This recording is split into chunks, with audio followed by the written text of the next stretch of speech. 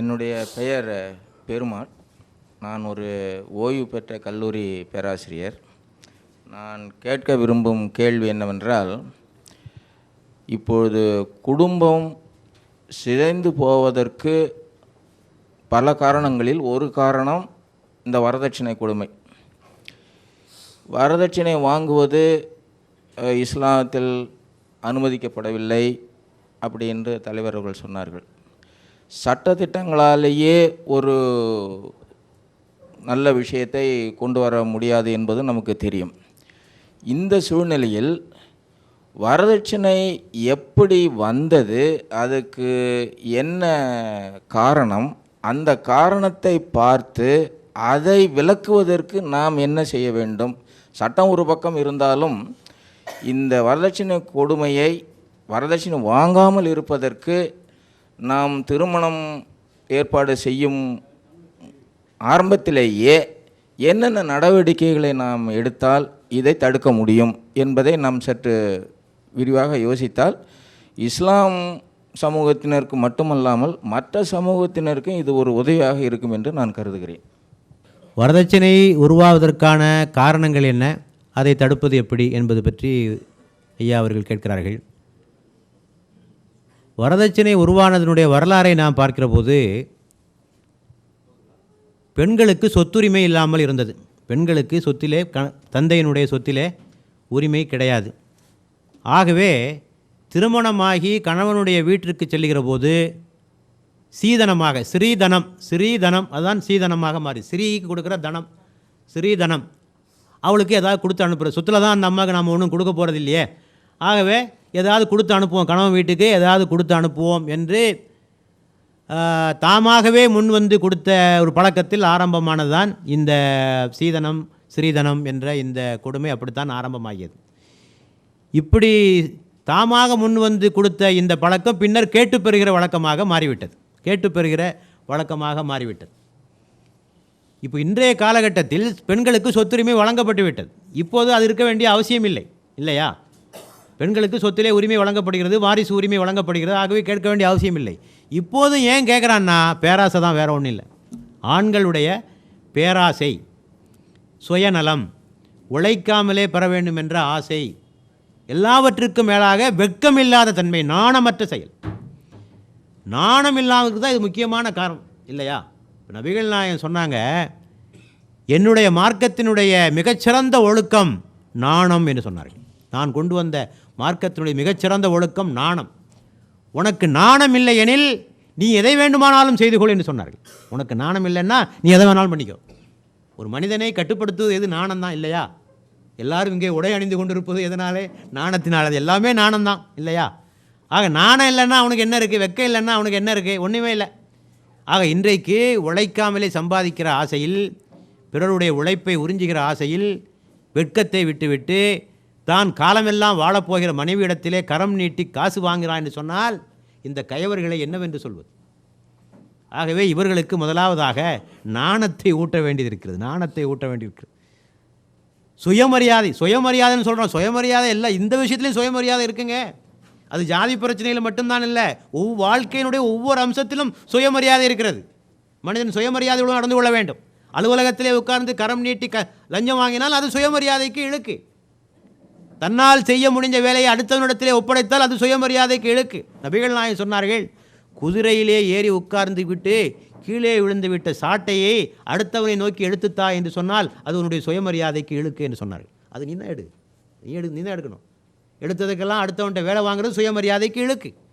ஆகவே இந்த இளைஞர்கள் தான் இதற்கு முக்கியமான காரணம். இந்த இளைஞர்களை பெற்ற பெற்றோர்களுடைய சுயநலம்தான் இதற்கு முக்கியமான ஒரு காரணமாக இருக்கிறது. ஆகவே அவங்க எண்ணி பார்க்கணும், சில விஷயங்களை இந்த இளைஞர்கள் எண்ணி பார்க்கணும். இந்த பணத்துக்கு எனக்கு என்ன சம்பந்தம்? நான் உழைச்சதா? நான் உழைக்காத பணம் எனக்கு வரலாமா? உழைக்காமல் வந்த பணம், தடை செய்யப்பட்ட பணம், ஹராமான பணம், இல்லையா? ஆக அடுத்தவன் சொத்து, குர்ஆன் சொல்லுகிறது, அடுத்தவருடைய பொருளை தவறான முறையிலே நீங்கள் விழுங்காதீர்கள்.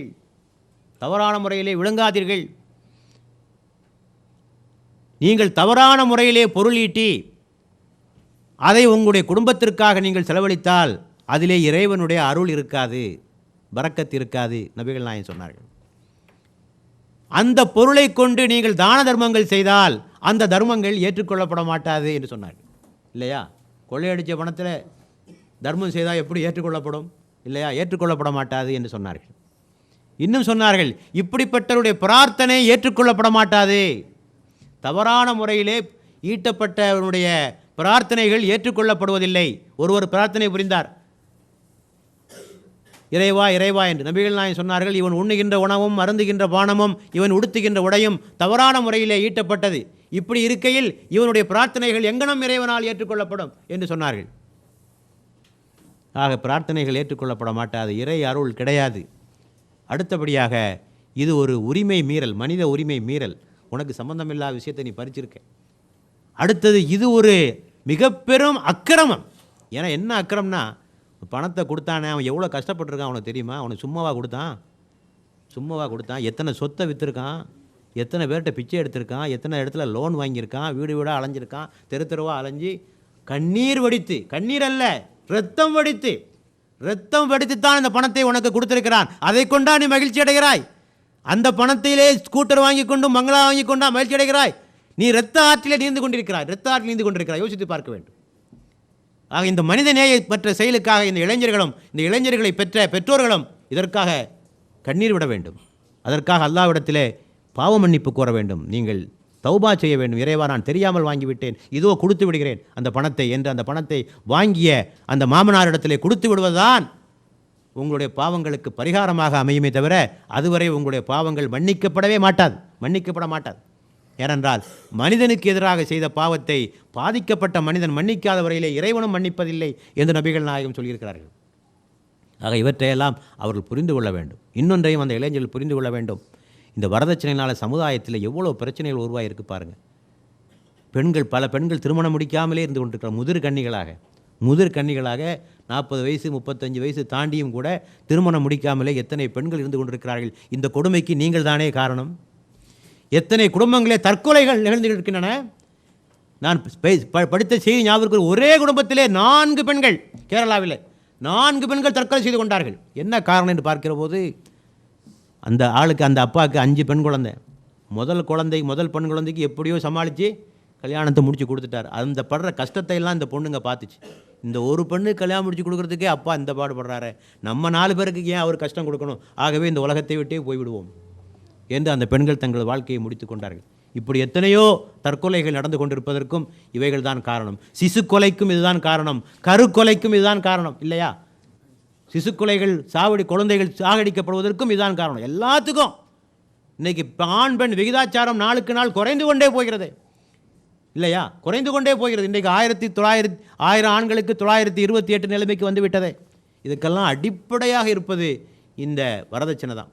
ஆக இவற்றுக்கெல்லாம் யார் காரணம்? இந்த இளைஞர்கள், இந்த பணம் வாங்குகின்ற இந்த பேய்கள், இவர்கள் தான் காரணம். இத்தனை பாவத்துக்கும் பொறுப்பேற்கணும். மறுமையிலே இறைவன் கேட்பான், இவ்வளோ அக்கிரமத்துக்கு நீ தாயா காரணம்? நீ வாங்கின வரதட்சணைக்கு மட்டுமல்ல, இந்த சமுதாயத்துடைய இத்தனை சீர்கேடுகளையும் உண்டாக்கியவன் நீங்கள் தானே. இத்தனைக்கும் பொறுப்பேற்க வேண்டும். இஸ்லாத்தினுடைய விதி அப்படித்தான். ஒரு தீமையை செய்ததற்காக மட்டும் தண்டனை அல்ல, அந்த தீமையை சமுதாயத்திற்கு காட்டி கொடுத்ததற்காகவும் அந்த விளைவுகள் இந்த உலகம் இருக்கிற வரை, எவ்வளோ காலத்திற்கு அந்த விளைவு இருக்கோ அது வரைக்கும் இவன் பொறுப்பேற்கணும். இப்போ மதுக்கடையை திறந்தான்னு வைங்க, அந்த மதுக்கடையை திறந்ததற்காக மட்டும் அல்ல தண்டனை, அவன் இறந்து போயிட்டான். அவன் இறந்து போன பிறகு அந்த மதுக்கடை ஊரில் இருக்குது, பல பேர் குடிச்சிக்கிட்டே இருக்கான், அழிஞ்சிக்கிட்டே இருக்கான், பல குடும்பம் சாவுது, அழியுது, அத்தனைக்கும் இவனுக்கு பொறுப்பு இருக்குது. அதில் ஒரு பங்கு இவனுடைய கணக்கிலே எழுதப்படும் நபிகள் சொன்னார். அந்த மதுக்கடை எவ்வளோ காலம் இந்த உலகத்தில் இருக்கிறதோ அதுவரை இவனுடைய கணக்கிலே பாவம் எழுதப்பட்டு கொண்டே இருக்கும். ஆக ஒரு தீமையை புரிந்ததற்காக மட்டுமல்ல, அந்த தீமை எத்தனை காலம் இந்த உலகத்திலே தொடர்கிறதோ அதுவரை அவன் பங்கேற்க வேண்டும். ஆக இவற்றையெல்லாம் அந்த இளைஞர்கள் நன்றாக புரிந்து கொண்டு இந்த சீர்கேட்டுக்கு அவர்கள் முற்றுப்புள்ளி வைக்க வேண்டும். ஆக இது சட்டத்தினால் ஒழிக்கப்படுகிற விஷயம் அல்ல.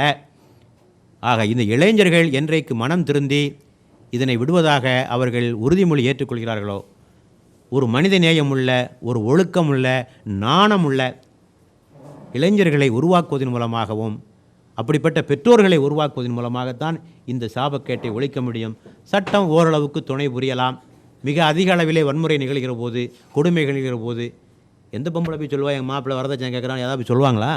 கடைசியாக முறிக்க போகிறான், அவ்வளோதான், அதோட வாழ்க்கையே முடியுது. அந்த டைமில் வேணால் ஸ்டேஷனுக்கு போவாங்க, அவ்வளோதானே தவிர சாதாரண காலகட்டத்தில் யாரும் ஸ்டேஷனுக்கு போவதில்லை. ஆக இது ஒரு மனமாற்றம், ஒழுக்க புரட்சியின் மூலமாகத்தான் இந்த மாற்றத்தை கொண்டு வர முடியும். அன்புக்குரிய நேயர்களே, உங்களுக்கு ஒரு வேண்டுகோள். இந்த நிகழ்ச்சியில் நீங்கள் கேள்வி கேட்க விரும்பினால் உங்கள் கேள்விகளை கீழ்கண்ட தொலைபேசிக்கு வாட்ஸ்அப் மூலமாக நீங்கள் அனுப்பி வையுங்கள். தெளிவாகவும் சுருக்கமாகவும் எழுதி அனுப்ப வேண்டும். நீண்ட பத்தியை நீங்கள் எழுதினால் எங்களுக்கு சிரமமாக இருக்கும். தெளிவான முறையில் சுருக்கமாக அனுப்புங்கள். ஒரே ஒரு நிபந்தனை, முஸ்லீம் அல்லாதவர்கள் மட்டும்தான் கேள்வி கேட்க வேண்டும். முஸ்லீம்களுக்கு கேள்வி கேட்பதற்கு வேறு பல வாய்ப்புகள் இருக்கின்றன. பள்ளி வாயில் கேட்டுக்கொள்ளலாம், இமாம்களை சந்தித்து கேட்டுக்கொள்ளலாம். ஆகவே இந்த இடம் முஸ்லீம் அல்லாதவர்களுக்கானதே. ஆகவே முஸ்லீம் அல்லாத சகோதரர்கள் உங்கள் கேள்விகளை எழுதி அனுப்புமாறு அன்புடன் கேட்டுக்கொள்கிறோம்.